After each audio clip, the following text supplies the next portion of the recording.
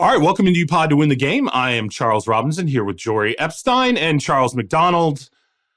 Once again, we have a player who does not have an agent signing a deal, and his name is not Lamar Jackson. Laremy Tunsil here in Houston, a player who, when Jack Easterby was here, I think was at one point available for trade offers with the Houston Texans. Tunsil, not so much available now, signs a 3-year contract extension for $75 million, $50 million guaranteed at signing. I have not laid eyes on the contract. I don't think many people have because he did not use an agent. At some point, that contract will be on file with NFLPA and we'll get a chance to look at it. But interesting nonetheless, because it makes Laremy Tunsil the highest paid tackle in the NFL again. Curious your thoughts on it. I will just say this about the Texans. I do feel like over the last year, and I actually had a conversation with someone who's a very avid Chiefs follower about Tunsil's availability. He had a great year. Well, he had a really good year in 2022. I think the franchise felt like, hey, his contract's in the balance again. We're going to talk to this guy about signing him to an extension. It's no surprise he put together a really good year. But I think they know Dameon Pierce is a player that can be productive for them. I think they know they're going to go get a young quarterback in this draft. And a 3-year commitment to Laremy Tunsil at this point at what's effectively $25 million a year is probably a good investment in some of the other young pieces that they have in protecting those guys. And by the way, Tunsil will continue to be a possible trade commodity moving through the balance of this deal. But interesting on the front of him actually getting this deal done, a short-term deal without an agent. And every short-term deal at this point now at the top of any market at any position is going to be a Lamar Jackson. It's going to be a Lamar Jackson conversation, I feel like. I love this for Laremy. I mean, he's turned into a legend at the bank, as we like to say, because he already had he reset the market once when he first got traded to Houston. Yep, I think he was at like $22 million per year.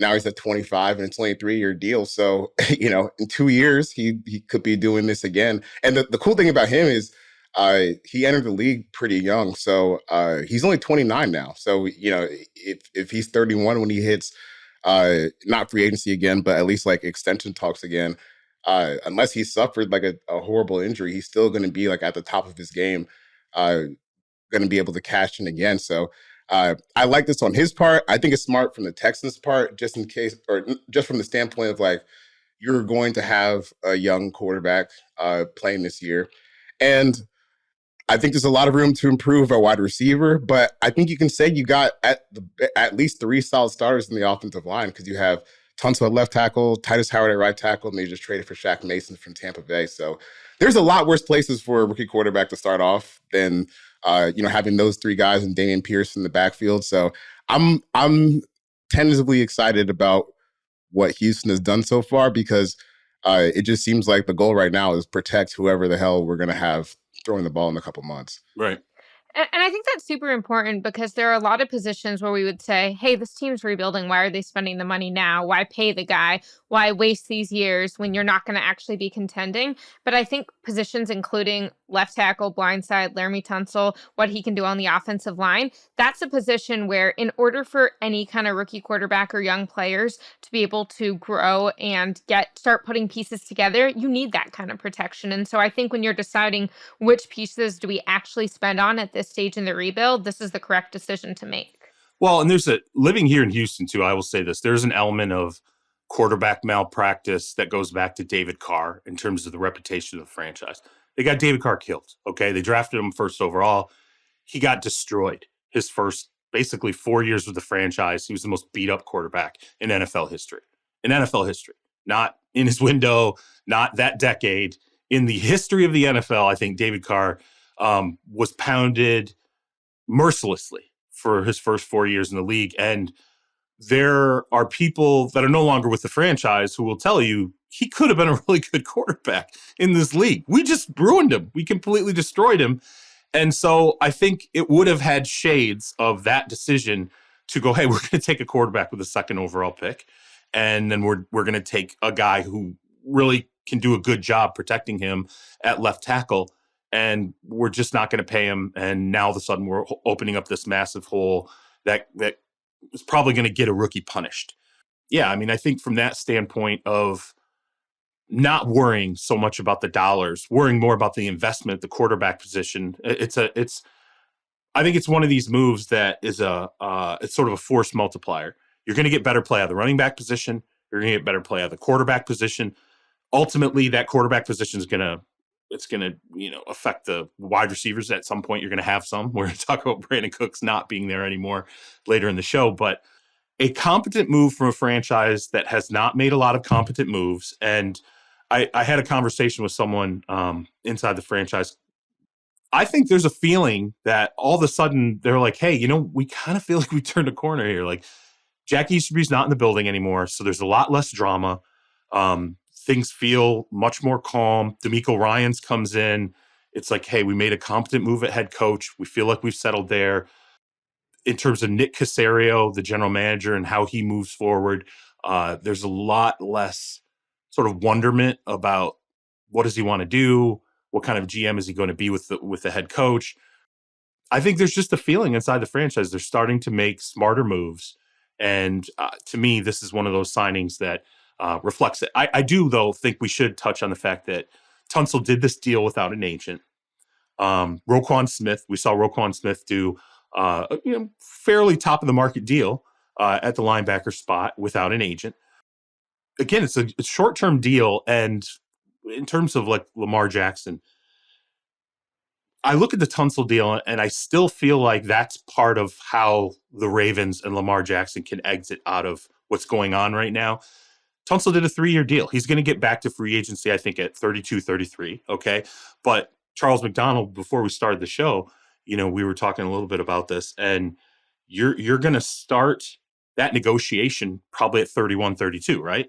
Before you ever hit free agency. So to me, I think this is, I hope Lamar Jackson's watching this, and I would like to see Baltimore and Lamar look at this kind of a deal and go, look, the upside of this deal is it's short, and it didn't completely destroy anything in that franchise. And the long-term benefit for Laremy Tunsil is he's going to do another top of the market deal in his early 30s. It's a lit runway, I think, for Lamar Jackson in some sense, if he's willing to take a shorter term deal and try to hammer out something that works for both sides with the Ravens. Yeah, I just, with the Lamar stuff, I just want a resolution at this point, because it's getting weird. We're getting closer and closer to the draft, and I feel like if you're the Ravens and you at least have to think about what could be after Lamar, if you don't have it settled by now. But we've seen, like you said, Roquan Smith, Laremy Tunsil, they've gotten their big money deals without an agent. So, if Lamar is willing to adjust some of maybe his demands for what he wants, I think a 3-year deal that gets him back out to another contract in 2 seasons. Because if he keeps playing at this level, it's not like the Ravens wouldn't want to extend him again, in 2 years. So, it just seems like someone's going to have to cave on the Ravens side or the Lamar side, but at least we're seeing that top players can get this done without an agent, or maybe a little fellow in the background that's helping them work out some kinks with the contracts. But it's definitely interesting to see this era of I guess player empowerment and what guys are willing to do to try and keep a little bit more of their money moving forward. Yeah, but I think what I'm curious is I know that one of the things we talked about for this episode was winners and losers of free agency. And when I was going through who seemed to be winners and losers, it felt like Lamar was a loser. Not necessarily that he will be in a few months, but at least for this past week. And I'm curious if y'all agree, but to me it seems like he doesn't have that deal worked out. He hasn't, at least to our knowledge, or at least to my knowledge, he doesn't have all of those suitors coming to give him the terms that he wanted to play on, it seems. And then it doesn't seem like he's got much amicability with the Ravens. So, I mean, do y'all think that's fair to characterize, at least from this past week, Lamar as a loser in terms of winners and losers in free agency? Because free agency isn't going anywhere. I haven't gotten any sign. Anyone I've spoken to, there's not this idea that, his market's heating up, or there's this unknown team right now that's sitting out there and going to ultimately give Lamar, award Lamar the contract that he feels like he's earned at this point, that long-term, fully guaranteed deal.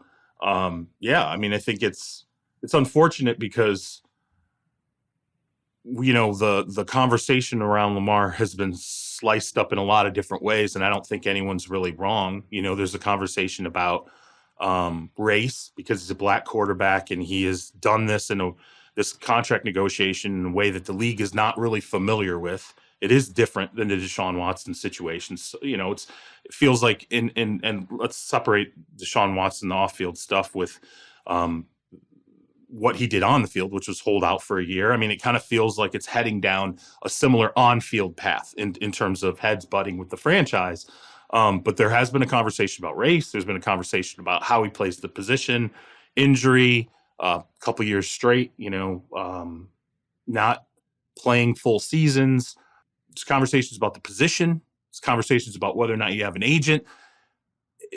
Fewer and fewer conversations about the dynamic MVP caliber player that he was just a few years ago. So I think overall, just the conversation around him in some ways has made him a loser in this process, not just whether or not he's getting the money that I think a lot of us assumed would have been locked up by now. I don't know, Charles. I mean, it feels like it's crazy because you dial this back, let's say 4 or 5 months ago, right? Mm-hmm. Let's just say the beginning of the season. Let's say September. I'm looking at Lamar Jackson in September, and I'm like, oh my God, this is awesome. There's so much fun to watch him, and the deal's coming, and you give that man the bag, and now that feels like it was 10 years ago. Dude, yeah. They even as even before he got hurt and missed the rest of the season, some of the production was dropping, but I still felt like he was playing just as well. When I watched the game, he's playing as well as he had been, but they've had a really, really bad luck with the supporting cast just falling apart due to injuries over the past few years now. And I just think from the Ravens' perspective, just from an on-field way on how you look at this, they just need him. They need him really, really badly.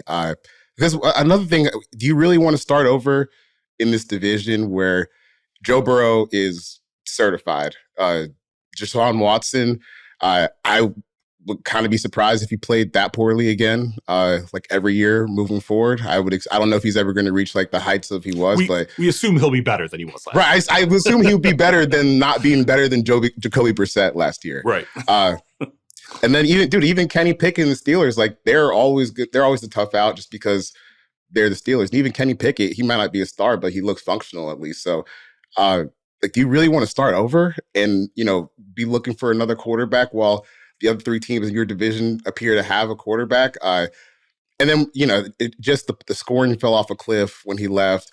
And then I think, the Tyler Huntley story was cool and him getting to the Pro Bowl. But when you get to the wild card game and you're leaping 4 yards away from the end zone and giving up a 98-yard fumble recovery, it will be nice to have your franchise quarterback in there. And the thing is, Lamar's still young. Even if you have concerns about his passing, we've seen guys who are in their mid-20s improve at that aspect of their game as they get older. So to me, this is just you gotta get this done. And we'll see what happens, because I just think that letting him go, even in exchange for 2 first-round picks, would be a pretty big mistake.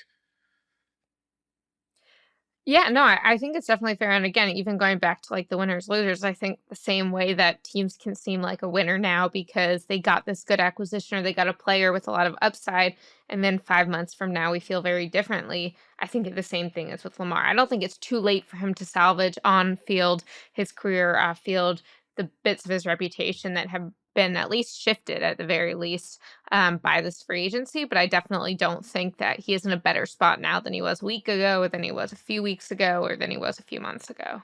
If Lamar steps on the field in 2023, whether it's for the Ravens or anybody else, and he looks like he did in September of 2022, no one, now it matters. Is he on the field in January? Is he on the field in the playoffs? Can he play a full season? All these different things. But you don't have to look that far back to see what the top level of his game is. We saw it early in the season. And if that is replicated anywhere in 2023, this conversation is all this is going to get washed away pretty quickly. I just think this is going to be what this offseason is going to be about. Him and Aaron Rodgers. So week 1, 2023, if y'all had to put money on it right now, it was Lamar Jackson playing for the Ravens, playing for another team, or still in a holdout? I think he's I don't think he's with any other team because I mean, at this point, I just don't see where that I can't identify that team at this point. There's no now that the Falcons have committed to Desmond Ridder the way that they Let's have. not talk about that. I'm actually going to write about that this week. Yeah, I mean, I don't see it being with any other team. I think the bigger question for me in my mind is he holding out or not? Has he shown up in the offseason or not? I think if he wants the fully guaranteed long-term deal, the path to me that makes sense at this point is play through the tag. Okay, so play on the tag. And if you have to, I know it sucks, play on the tag in 2024. And then at that point, nobody can tell you anything. We've seen other quarterbacks do that. We saw Kirk Cousins do that. Kirk Cousins is going to retire with maybe by the time it's all said and done, I mean, the guy could have $300 million, $400 million. I mean, who knows? Right. So, yeah. And he didn't have to sit out a year to do it. He did have to play the tags, but he didn't have to sit out. Yeah, I mean, again, going back to what we've said, like Deshaun sat out a year. Yeah, it sucks. It sucks to play the tag through the tags. Like, I get it. I totally understand that.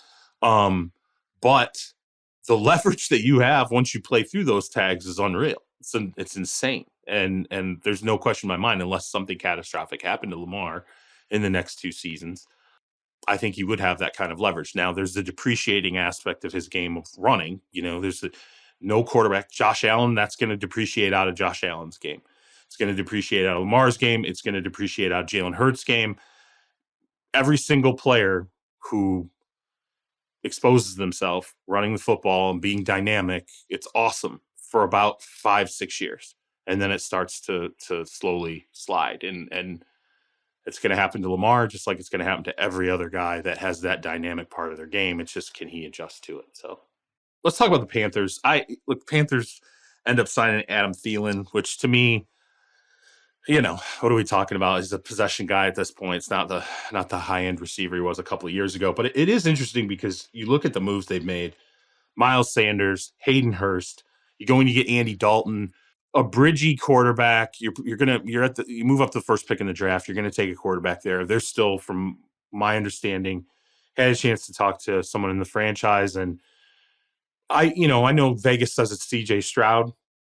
I don't know if that's an absolute hammerlock at this point. I still think they're starting to parse out CJ Stroud, Bryce Young. I think everybody in that top 3-4 players at the quarterback position, they're going to go through their process with it. There's no doubt to me, though, that they're going to get a quarterback through this process. And Dalton can transition from, if he's got to start for a while, if he's got to be a backup, he's been in that situation before. It can be a very good support quarterback as well in the room. Another franchise to me that the moves are smallish, I don't see, other than the trade. Some of the signings in free agency are smallish, but you can see what they're doing here. They're just trying to set up a platform on offense to be able to support whoever that pick ultimately becomes. What do you think of the Sanders deal, though? That's kind of interesting to me because Miles Sanders, he's a pretty good running back if he's healthy, and the running back position, it just sucks. Running back in the NFL, man. They're getting crushed out here. And it's crazy. Like Miles Sanders, he's one of the better backs in the league. And yeah. What did he get? It was like 4 for 25, and we'll see how much of that he even ends up getting. But to me, when you look at this supporting cast, we just talked about the Texans and Laremy Tunsil. I think the Panthers are kind of doing something similar here because you have your bookend duo with Ike Ekwonu and Taylor Moton and Miles Sanders in the backfield. That's a good place to start. And then Hayden Hurst at tight end, Adam Thielen at wide receiver. You probably need to add someone else. I think I just saw that there's still negotiations with DJ Chark, which would help, but that wide receiver position is still looking a little shaky. But I think when you have Frank Reich, solid offensive line, good running back play, and a bridge quarterback that can kind of take some pressure off a guy, this is like quickly became a pretty good spot for a rookie quarterback to end up, which, we talked about how quickly things can move in the NFL. I don't think I would have said that September of last year when Baker Mayfield was throwing for like 1 yard per attempt and getting crushed out there for the Matt Rule Panthers. So they've not turned around quickly because they haven't played a game yet, but they've started to look like they're moving back in the right direction, which is it's pretty impressive how quickly the vibe. Yeah, competent. Right. How quickly the vibe changed in Carolina. Competent is a big, big shift from where they were. And I think when you look at what the Panthers did after Matt Rule got fired last year, you can say, like, this team had some things going right for in the culture. Like, look, I know they brought in a new coach, they brought in new players, but I think that there was enough there to be like, you should see from the fight that they showed toward the end of last year that you're working with something, and so it's worth building upon that.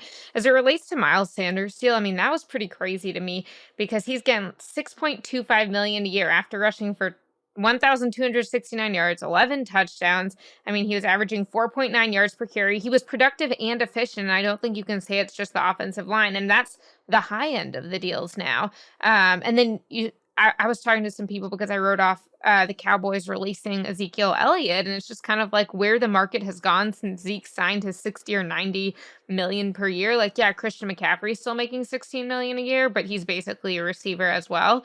And other than that, the running back market has just really gone down. And something that I was hearing from sources when I was reaching out about the Zeke deal, but I think it's relevant to Miles Sanders too, is that just like, obviously it's more of a pass heavy league, but also like with the injuries that we saw to Christian McCaffrey, to Zeke, to Todd Gurley, to just so many of these guys, teams don't really trust running backs to stay healthy on that second contract, and they don't value it in the same way because they're like, we'd rather just put that money into the passing game. And so I don't think that this is going to be a 1-year trend, and I do think it's extremely telling. And hey, for guys like Saquon Barkley and Tony Pollard and Josh Jacobs who are on that running back tag that's about 10 million this year, like, the tag is going down next year because, again, it's the average the last 5 years. You see what these deals are going, even like getting Zeke's contract out of the tag average, that's really going to be something. So, I mean, it'll just be interesting because I guess teams are willing to bank on if we can get guys on rookie contracts when they're still a little bit fresher,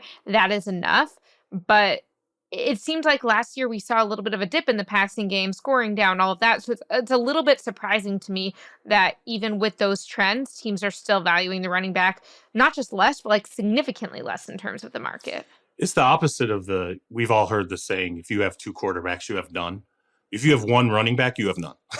you need 3. You need 3 running backs to have 1. Okay, like at this point, right. That's how teams look at this. And Charles, you and I were on a show last week. We were talking about Miles Sanders and Zeke and some of what's going on with the running back position. And I made the point then. I'll make it again. I think like if you're going to get paid. And the only reason why McCaffrey got paid, and the only reason why running backs of that ilk are going to get paid you have to be Marshall Faulk, you have to be LaDainian Tomlinson, you have to be basically a Hall of Fame caliber player who can do everything. You have to be able to catch the football, you have to be able to run the football. McCaffrey can throw the football, he can be a willing blocker even if they don't want him to do that. McCaffrey, I don't even think that deal's gettable again because most teams are going to go, well, that's not a durable player. He's not even durable. So I think even in the future, that McCaffrey deal might be it. It might be the end of seeing huge top level running back deals. Yeah, I mean it's wild. I mean the league has moved more and more to letting those players make decisions. Like Sanders is a good example. We talk about his numbers, but how many times do we watch Philly and we're staring at Jalen Hurts and we're like, is he going to call his own number? Is he going to call his own number? Like, is he ever going to, fantasy football player, fantasy football managers who have Miles Sanders on their roster are like, hand the ball off Jalen, give him the freaking ball. Can you tell maybe I was one of those guys? but in all seriousness, just so much of everything continues to shift away from that position. So, and I also think, I don't even think it's like a talent thing. I think one of the problems is all these guys coming into the league are so good. Like, even look at Tyler Algier last year for the Falcons, a 6th-round pick, and he caught absolute fire by the end of the season. And just like from a theory standpoint on running backs, there's a lot of guys that are trying to play football that are between like 5'9" to 6'1" and like 190 to 220 pounds. Like that's not really a rare body type to find. So it sucks because it's just it's a tough position to play, but there's a lot of good guys and there's a lot of guys that have replaceable skill sets because that skill set isn't necessarily very difficult to find. Like if you have a golden star like a Saquon Barkley or Derrick Henry or someone like that at their prime, I think those are someone you keep. But for the most part, you can kind of start to recycle these guys. The Bears depth chart, right? I mean, you move on from a running back in Montgomery that you've had for a while, very, good player, two-way player. Now you have Foreman and Khalil Herbert, right? That's your it's a very inexpensive way to address that position, and it'll probably work. And it actually will probably work. I mean, McCaffrey, when McCaffrey went out of town in Carolina, they're like, give Foreman the ball. And when he was healthy, it actually worked pretty well. And again, this is a productive player, and now you're going to have a two-man rotation in Chicago with Justin Fields too. Yeah, with Fields too. And I think it's going to look probably similar in some ways to what Philadelphia did with their multitude of running backs behind Jalen Hurts that they were rotating in and out. Brandin Cooks, I'm here in Houston. We talked briefly about Cooks, didn't really touch on it, but he got traded to the Cowboys. He's tied now for the most traded player in NFL history. He's been traded 4 times. I don't have all the picks in front of me, but I did see someone charted out all the different picks and like what they turned into in all the Cooks trades. That dude wanted out of here like nobody's business. There was no question. You say like nobody's business, but like everybody, like Hopkins and Deshaun Watson did the same thing. So like everybody's business. Actually, okay. Fair enough. That's a really good point. He didn't sit out an entire season like Watson did. I think he was more vocal about it. And, Watson was just like, I'm just not playing for you. What about DeAndre Hopkins, though? Yeah, Hopkins. He's pretty vocal. That was Bill O'Brien's fault, I feel like. Yeah, that was a lot of Bill. It was definitely some Bill O'Brien era angst tied to that. Regardless, Cooks is gone. He goes to Cowboys. Dallas now picked up Stephon Gilmore is another, player. You got some players that are not necessarily young, but they certainly bring some experience, some talent to the Cowboys roster. Jori, Cooks, though, I guess what does this do when you stare at the Cowboys rotation of receivers now? Where does he fit in? I mean, is he 2 now? Like, did we just push and Gallup to 3? Yeah, it's a great question. I think from a Cowboys standpoint, first of all, I'd say I was praising the Giants last week for like the Darren Waller type moves, for getting Daniel Jones and Saquon back under contract, and for just like doing things that don't have a lot of long-term ramifications that were good value picks. And it's like, if you're going to praise the Giants for that, how much more so the Cowboys? To get Stephon Gilmore and Brandin Cooks for the value that they got, I think is so impressive. Like Brandin Cooks, they were kind of interested at the trade deadline last year, but that $18 million salary after they'd gotten rid of Amari Cooper for $20 million was too much. And now for a 5th and 6th round pick over the next couple of years, they're taking that $18 million down to $12 million. And I just think that's like so different. In terms of what it does for their offense, I definitely think he's their number 2 now besides CeeDee Lamb. And this is the year that you want to do that because CeeDee's still on his rookie contract. And so you can pay $12 million to your number 2. Gallup, I mean, I think he'll be better this year. I think that coming back from an ACL injury, that second year back is usually a lot better for a receiver than the first year. My challenge is that, and I love Michael as a person, but he struggled with confidence last year. And so I think you have to make sure you get that confidence back for your body, for your mind to let your body do what you're physically capable of doing in that second year. I reached out to a couple people who had been on teams that Brandin Cooks had been on, since he's been on so many of them, after that trade yesterday. And I'm like, I'm just trying to square, like, how does a guy who's as productive as he is get traded as much as he does? And one team person who had worked with him said, like, look, he's a really, really good number 2 who keeps being paid like a number 1. And I thought that was put really well. And he said, and the person said he's a complimentary piece, one of the best in the NFL, but people have acquired him, likely viewing him as a primary threat, which he isn't. And I also heard great things about his work work ethic and just sort of like how he is in the culture. And someone who had spent time with him in Houston said similarly, like they think last year how vocal he was the outlier relative to what he's shown. And so I think what I like about it is the Cowboys are going on and on last season, even a little bit into the offseason, about Odell Beckham Jr. And not only was that not going to be a reliable option, in my opinion, it also wasn't smart, like schematically. You already have Michael Gallup as like your contested catch guy who's coming back from an ACL. Do you need two people like that? So I think Brandin Cooks gives them a much more reliable guy. He might not be quite as explosive as some of these other guys. And might not have the high end that OBJ had in his peak, but I think that he adds a different skill set than the receivers currently had. And also when you look at the success that Dak has had in his career with guys like Cole Beasley, with guys like Dalton Schultz, sort of like underneath options, I think that Brandin Cooks can be that, which will also be important when you have a coach like Mike McCarthy who says, I don't want to do as much vertical. I want to do a little more West Coast offense.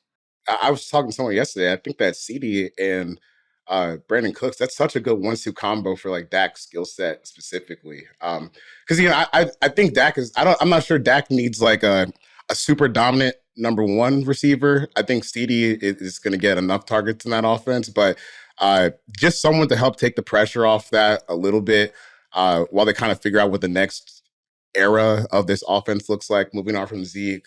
As your offensive line starts to get a little bit older, you got to move around the pieces on that. I just think like what they couldn't do this season was go in and, for lack of a better term, have like, this constipated passing game where, you don't have any threats to really blow off the top of the defense.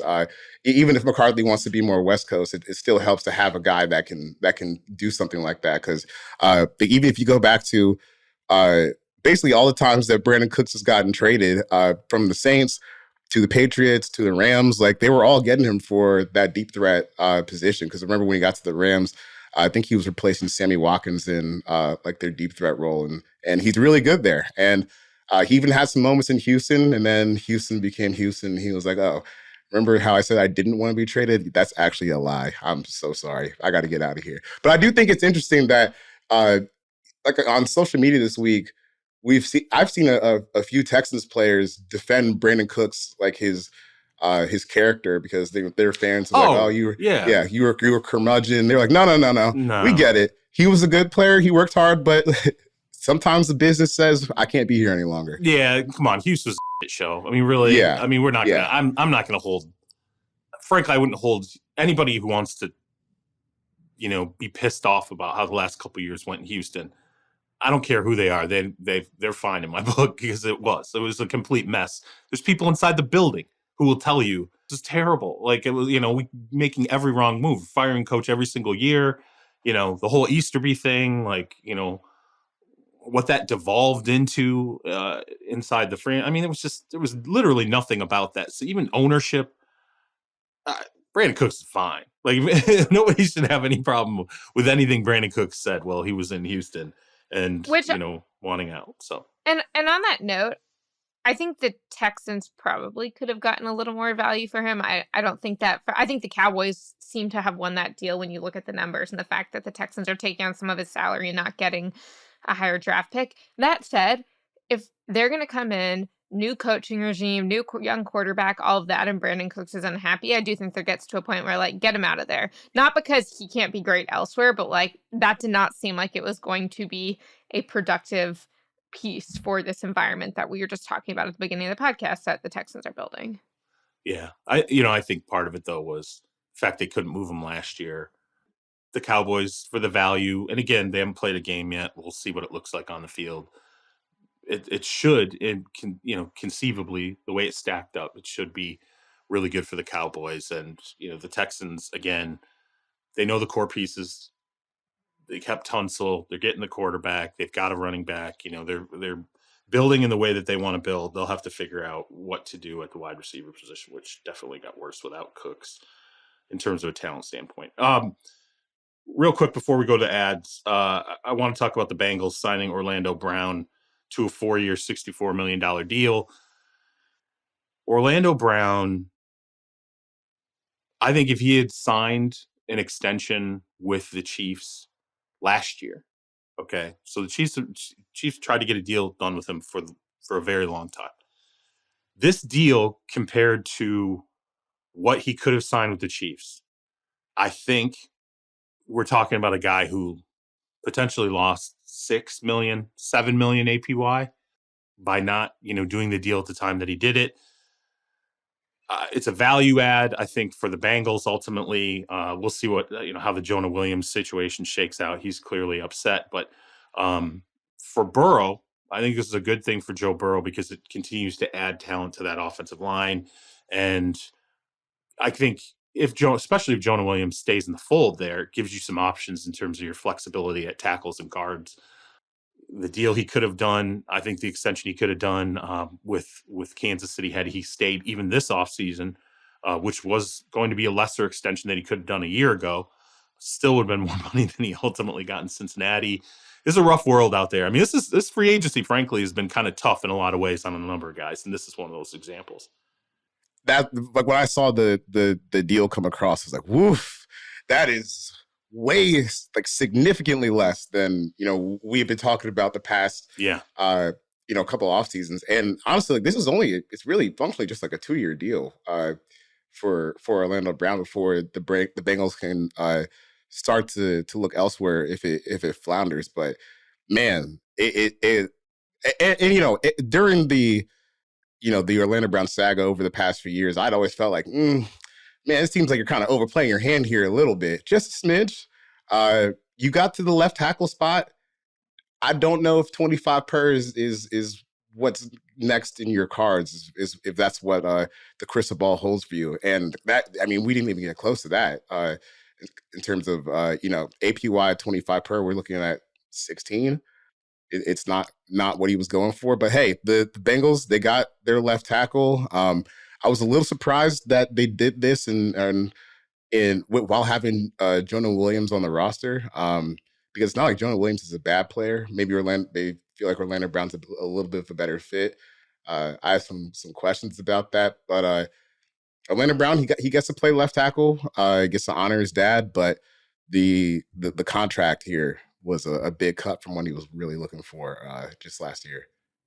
Yeah, I think the winner here is Joe Burrow, who seems to be getting some upgraded protection on his blind side. And obviously, Joe Burrow has not had a ton of protection over the course of his career. He's often taken the most sacks in the league. And the loser is Orlando Brown's bank account relative to what he thought it was going to be looking like. So it is interesting, though. It's like, how much of an upgrade do you think he is over Jonah Williams? Yeah, I mean, it's debatable. Like, all I know is if they can keep Jonah on the roster, okay, if Lyle Collins comes back healthy, you have some tackle guard flexibility. I mean, look, do we know how that will all flesh out by next season? No. Is it good to have additional offensive line talent in front of Joe Burrow? Yes, absolutely. So, hopefully they can square it with Jonah. Hopefully Lyle Collins is going to be able to come back healthy at some point. I haven't looked at really what the realistic timeline is on him returning next year, but yeah, I don't know. I mean, again, the Bengals are another team that they're acting in a competent way with some of the pieces that they're adding. You sit there and you stare at it and you go, okay, well, this is a Joe Burrow investment. And it also takes, now they've replaced him, but it takes a guy away from Patrick Mahomes. It takes away from the chemistry that offensive line had for the Chiefs.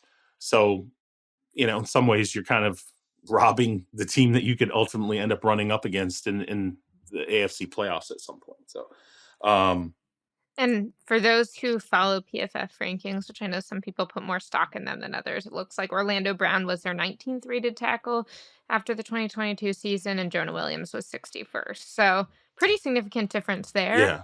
Yeah. But obviously, some people follow. I'll let y'all talk about the PFF. Look, I don't. Man, I was going to say, C-Mac, how do you feel about that? Yeah, those right. The offensive line rankings. I'm curious to hear C-Mac. It's always hard for me to be like, what source do you most rely on for? Well, here's the thing. For me, my eyes. Okay, do you guys when you talk to teams, right? They're college defensive linemen on the podcast. It's fine. Yeah. I mean, look. I don't want to get in the PFF rankings thing, but here's the thing about offensive lines: the teams value them the most accurately. Yes. So I mean, no matter who's ranking, whether it's PFF or it's Chris Collinsworth, okay, or it's Daniel Jeremiah or whoever else is out there, Warren Sharp, whoever. call the team and ask the team, how did this player grade internally? You don't have to necessarily give me the grade. Is he a good player or not? Who knows what their assignment was and how much they stuck to it. 100%. What their assignment was, who did they affect around them? There's a lot of things that go into this. And again, I'm not banging anybody's rankings, but the teams know those. He's most banging accurately. somebody's rankings. I'm not. It's not like I have a subscription, okay, to PFF. So I'm not going to be one of those people that, rips on them. It's all useful, okay? But especially when it comes to offensive line, I'm just telling you that is one of those positions that gets parsed out in analytics, and then you call the team, and if they're willing, they'll run you through something that makes you go, "Oh, wait a minute, that player is much more valuable or a lot less valuable than I necessarily thought." And maybe that's why Orlando Brown, there were people out there going, "Oh, he's going to go to market. He's going to get 22, 23, $24 million or whatever." I thought he would have a much better market than he really did. And here we are. We're talking about 16 million APY, which is not great. So, it's great for him, and I'll take it, but it's not great in terms of the just Yahoo, if you listen, I would definitely take 16 million APY for sure. All right, well, let's go to the advertisers, and we'll come back after the break, and we'll run through real quick, just sort of winners and losers, maybe things off the top of our head after we've gone through a week of free agency.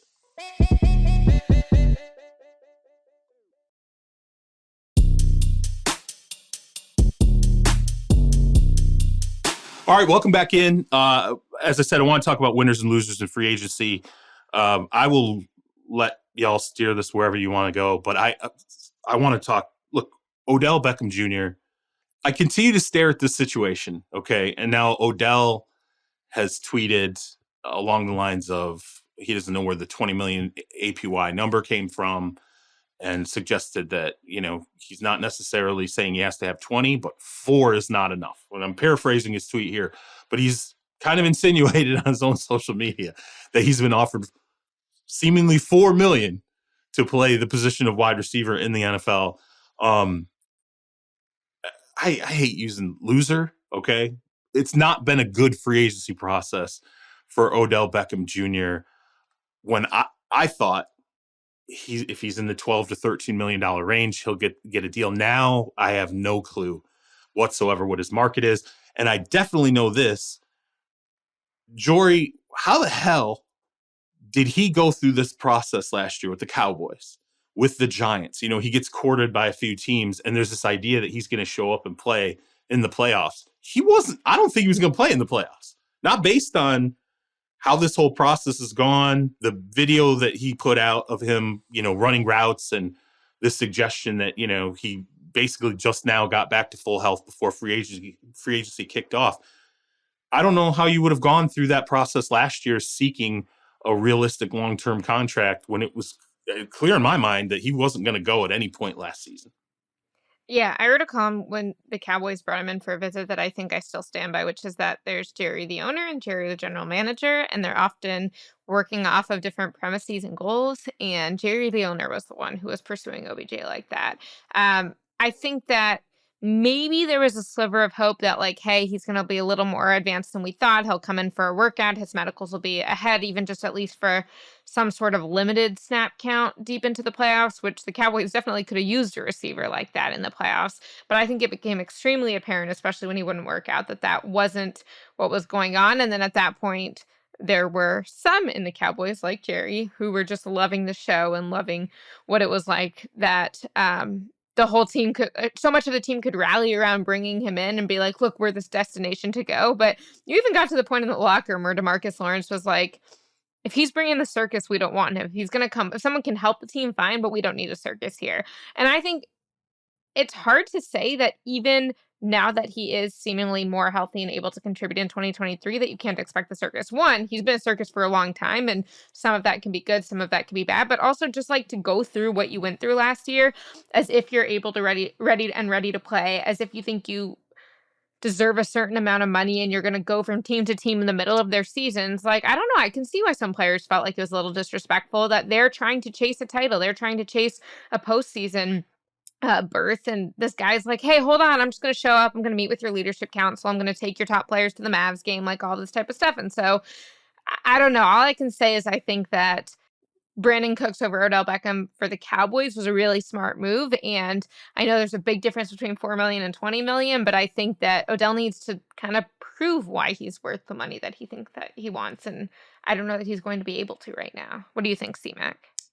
I think this saga has been bizarre, like, especially from the way that Odell is handling it, because look, like, let's just take away all the theatrics for a second that happened like last fall.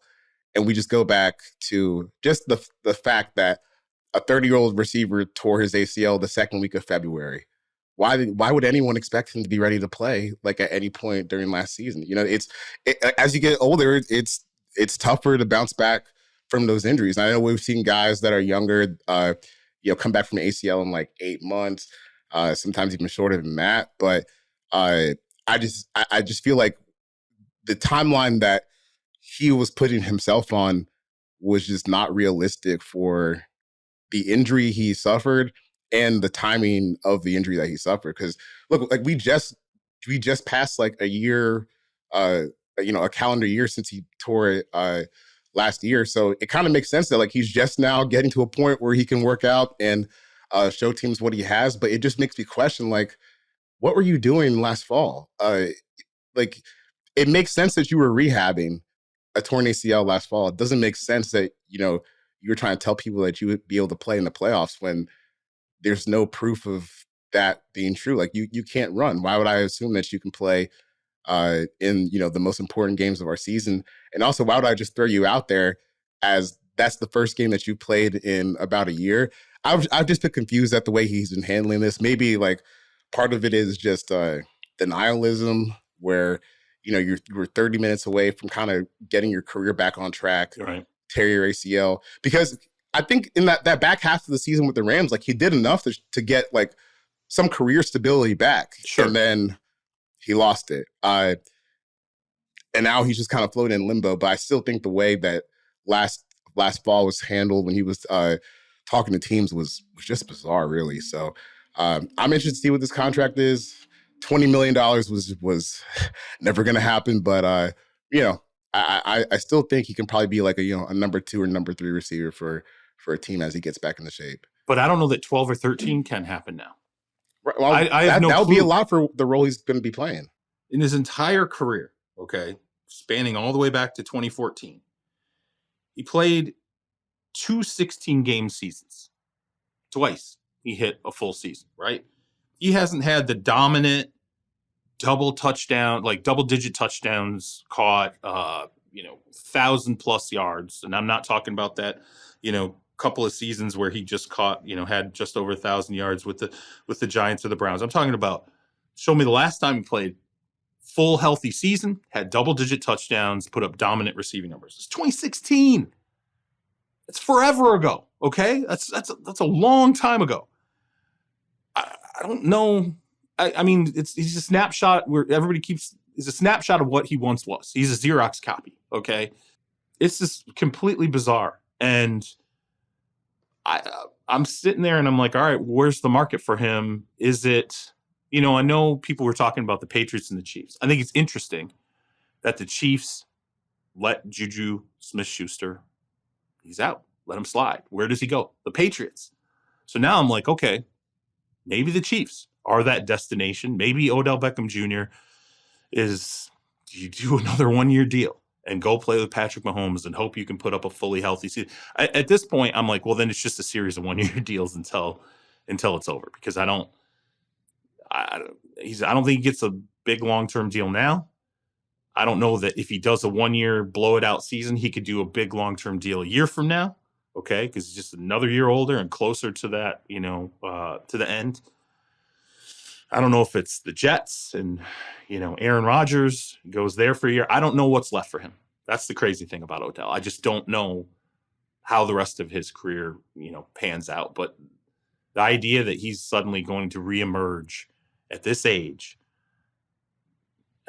2 knee injuries later, the player he was 7-8 years ago, I think the ship sailed. And I don't even know who I would compare his career to now, but it's unfortunate because I think we saw a player who, had he not suffered injuries and had all these things happen, was on track the first couple of years to being a Hall of Fame caliber player that would have, been unbelievable. And it just, like, everything feels like it went wrong after 2016 in some way, shape, or form. It kind of feels like Odell thinks that like flash of what he was able to show with the Rams after his first ACL tear is going to be like the rule rather than the exception for what he can do going forward. And I think that's just a little bit unrealistic. It'd be awesome for him and awesome for the game if he can do that, but I don't know that he can. And I think what's hard is that to really get the kind of money he wants, I feel like there has to be a degree of humility, get your opportunity and prove that you're then worth the money, like on a 1-year prove it deal. And I think that receivers often, like, that's more of like a swag position than it is a humility. It's the name position. And so I don't know that he's going to be willing to do that, or at least he's not going to want to do that at this stage. He quickly became one of the biggest what ifs of this era of football, which sucks because, like you said, when he started playing, if you told me that this is how his career would turn out, I'd be like, you're smoking dope. But here we are. It's unfortunate because it really does feel like we were robbed of like one of the great talents in NFL history, not even just this era. Because dude, the first couple of years he was dominant, and it was dominant like the first second that he stepped on the field. I think his rookie year, I think he had 100 yards in almost every single game that he played, which is just kind of unheard of. And he started that year a little bit late too. So I would like to see what he has left in the tank. I kind of want to see what, how old man Odell, how his game ages, but it's hard not to think about like what was missed in his career, because he really was like that special dynamic of a player. He's the NFL's Grant Hill. No, people who don't watch the NBA won't understand that, but Grant Hill was going to possibly be a top 10 player in NBA history, and he suffers an ankle injury, and when he's headed out of Detroit going to Orlando, and then he was never anywhere near what he was going to ultimately be in the NBA. And I think that's kind of how Odell is all going to wrap up. People will, 20 years from now, will look back and never really understand how truly dominant he was early in his career. So going back to the Chiefs for a minute, I think that's an interesting one. One, because we've seen that Odell can contribute to a team that's, what he did with the Rams did show that he helps them in the playoffs. He helps them win that Super Bowl.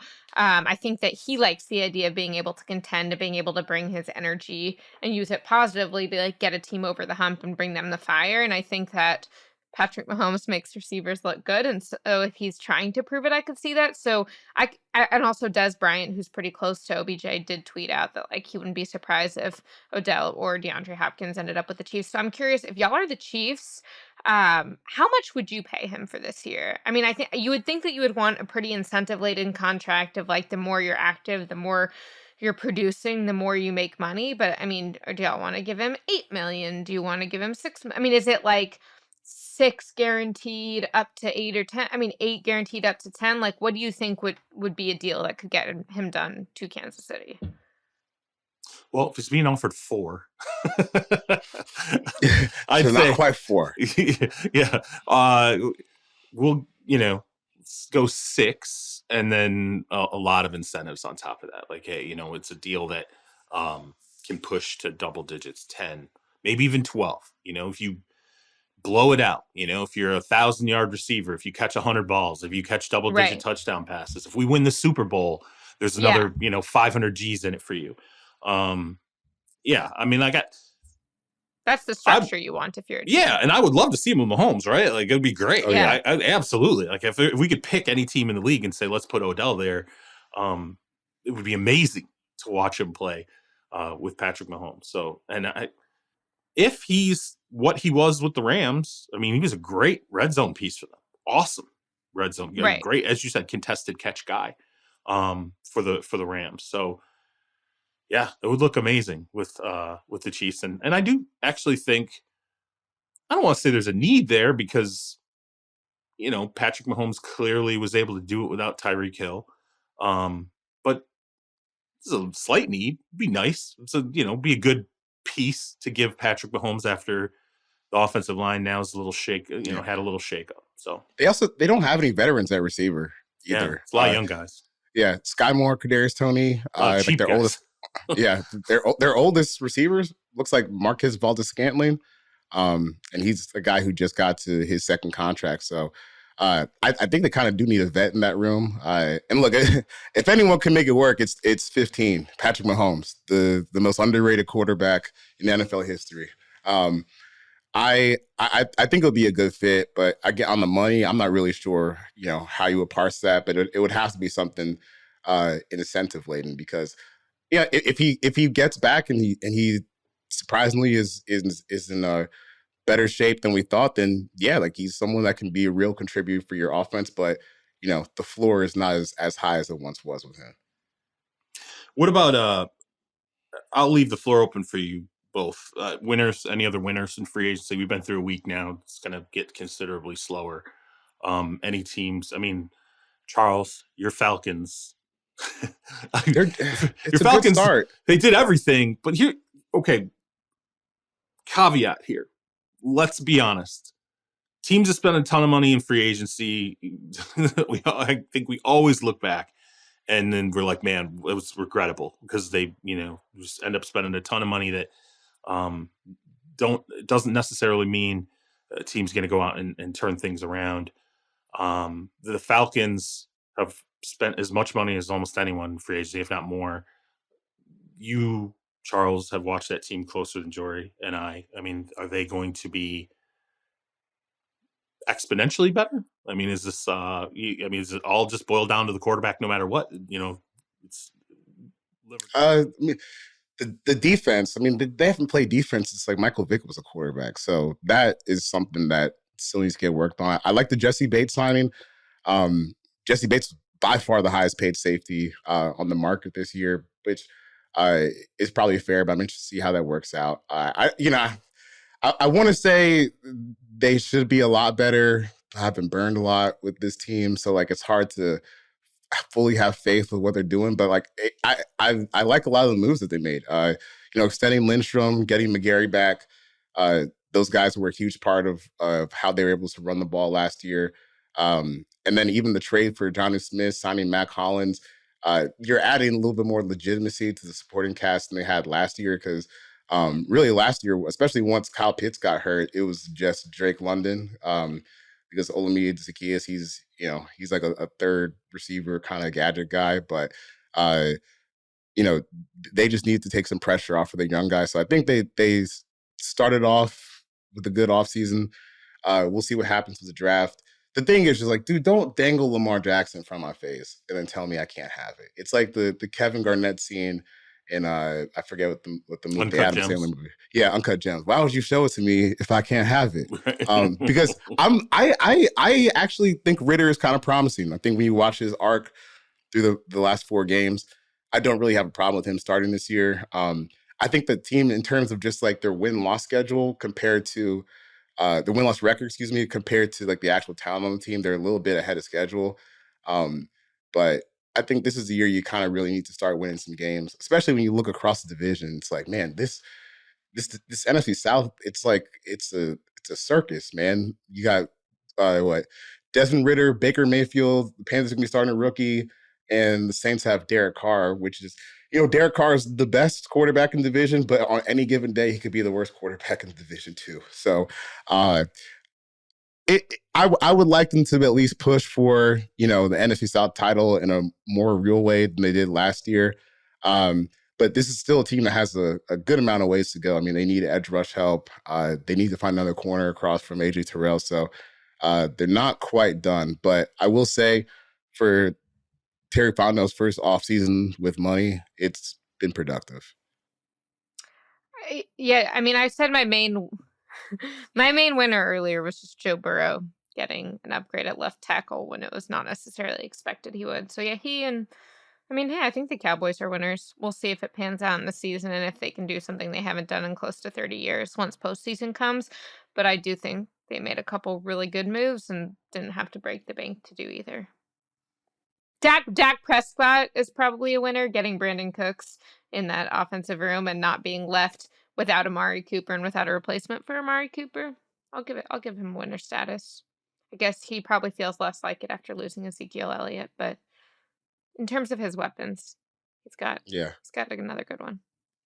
I like what the Dolphins did. I think when you look at the Dolphins defense over the past couple of years, or not the past couple of years, because Brian Flores did a good job with them, but last year in particular, that was a group that way underachieved based on the compared to the level of talent they had on defense. Because you start running through the roster just from last year, and they have some dudes up there.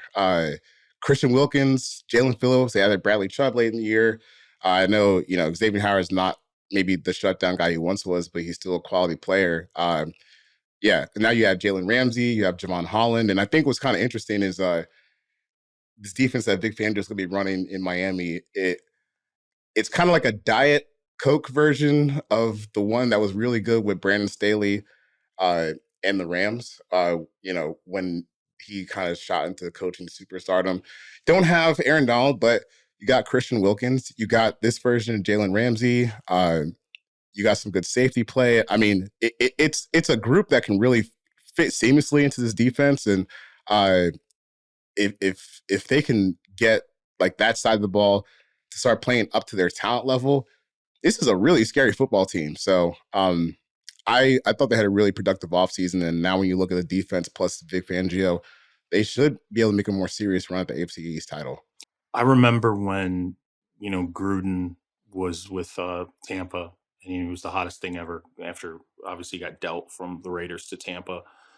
But the dynamic that worked great was that he had Monty Kiffin, and he could just, okay, we're going to let Monty, he's got the defense. It was almost like having two coaches. I think that's really that's kind of the role Vic fits with Mike McDaniel and the Dolphins. Mike doesn't have to worry about the defense. Vic's got it. He's going to lead the meetings. He's going to have the roster pinned down. It's going to leave Mike to, go into the laboratory with that offense and figure out how they can continue to A, keep Tua healthy, B, keep him making strides forward, and then, C, really just take that offense where it needs to go to be able to compete with, Kansas City or, maybe the Jets with Aaron Rodgers and the Burrows and Bengals. Yeah, I mean, I think the addition of Fangio to me is one of the bigger offseason additions of players, coaches, whatever. I think it's a really big deal in Miami. I think it's exactly what they needed. I'll give one more winner, and that would be the San Francisco 49ers. I think getting Javon Hargrave in was a great move.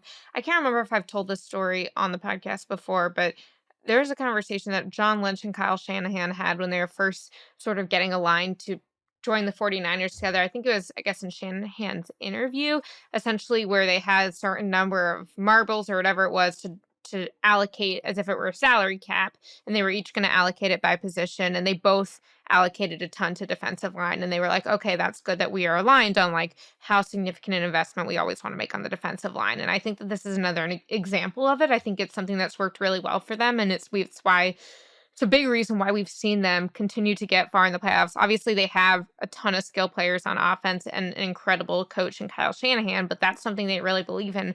And particularly in this era of the NFC, where with Rodgers supposedly going to the Jets any day, there's just not the AFC versus NFC quarterback strength is so different. And so if you have a team like San Francisco that's got the defensive line they have and the skill players, I just think they're really setting themselves up to continue to extend that window. So I know they paid him a lot of money, but I think that was a winning move for the 49ers. When you look at San Francisco and they bring in Darnold, obviously, you got to have some kind of veteran option. You got two quarterbacks right now that are on the mend. You don't know what the health is going to look like at the position. It's clear that this roster it looks like the Dilfer Rams team, right? You're absolutely overloading on defense. We'll see how quarterback, shapes itself. You should have a dominant running game, and then quarterback will figure it out along the way. I think the way that they've built this and how they've now, you've got back-to-back seasons now where they are gambling on being able to build out the rest of the team around the quarterback position and see if they can potentially make a Super Bowl run. I think they could have done it last year. Just don't block a edge rusher with a tight end. And maybe you're in the Super Bowl if you're the 49ers. But I think this is a really consequential year for the NFL. And I think it's a really consequential year for the 49ers. I think it's a consequential year for teams that are building and trying to figure out how to manage where quarterback salaries are going, because now you're going to have a team that's doing it on the cheap, pretty much. I mean, you could argue what they're paying all three of those guys or whatever, what the assets that they invested into Trey Lance, yada, yada, yada. There it is. I got one in. If they can win a Super Bowl, though, with this look, it gives an alternative to what we keep hearing over and over again. Like, you can't not have a quarterback. Can't not have a quarterback. Got to have a quarterback. Somebody needs to step forward and prove, maybe again, for the first time in a long time, maybe you don't necessarily need anything but a middle-of-the-road quarterback if you can make the rest of the team around that position as upper echelon as San Francisco really should be everywhere but that position next year. Helps when your offensive coordinator is Jimmy Neutron too, you know. Fair. I was going to say, if you're telling me Kyle Shanahan is going to the next team that's trying to emulate that, I would feel differently. Yeah. I mean, that's a good point. And maybe, you know, but I think we're heading into a really interesting conversation in the future about quarterbacks. I think we're even seeing the start of it now because of the reality of how easily the Seahawks can exit out of the Geno Smith deal. The reality of the numbers looking amazing for Daniel Jones, but it not really being the classic long-term deal that you know, Josh Allen, Patrick Mahomes, Russell Wilson, all the, you know, top 5-6 quarterbacks are signing. It feels like we're heading into an era where the super elites are all going to sign those deals that lock them in for long periods of time. And then everybody else is just going to be on a series of 1 to 2 year deals that are exitable. Maybe a 3-year deal that's exitable. That's what it feels like to me, where it's just the quarterback position is now 5 guys get paid a ton of money, real money, 6 guys. And then everybody else, it's just sort of like, yeah, we'll throw the numbers out there to make it look really good, but we can get out of this deal after 2 years without a ton of pain. It's the commitment to quarterback, I think, is being reshaped, and a lot of that has to do with where the money's going. Just wait until that first $60 million deal gets signed. I can't wait. A $60 million APY Joe Burrow deal, you know, or Herbert or whoever it is going to be a lot of fun the day that hits. I think we should wrap it here. We're all dragging. First week of free agency, man. coming on the heels of the combine is more taxing than I remember it being, especially for a class that was not crazy, right? Yeah. I feel like every year I forget how tiring the first week of free agency is. And then like I'm up until 1 a.m. scrolling Twitter and texting people. I'm like, I need to go to bed at some point. Waiting for the Aaron Rodgers trade to finally go down, or Lamar. Yeah. So anything to happen with Lamar. All right. Well, we will be back on Wednesday. Please tune in for that. We appreciate it. You can get Jori Epstein on Twitter at Jori Epstein. You can see Mac at 4Verts. You can get myself at Charles Robinson. And you can get our ace producer, Stone Rochelle, at SJ Rochelle. And as always, help us keep Terez Paylor's legacy alive. Check out breakingtea.com. That's capital T/Terez for the All Juice tee or hoodie. Remember that proceeds from that go to support the Terez A. Paylor Scholarship at Howard University. You can also support that scholarship directly, as well as the scholarship in Terez's name at Power Mizzou. If you check out our podcast description, leave us a 5-star review. Tell a friend. Help us grow the family. We'll see you on Wednesday. Peace.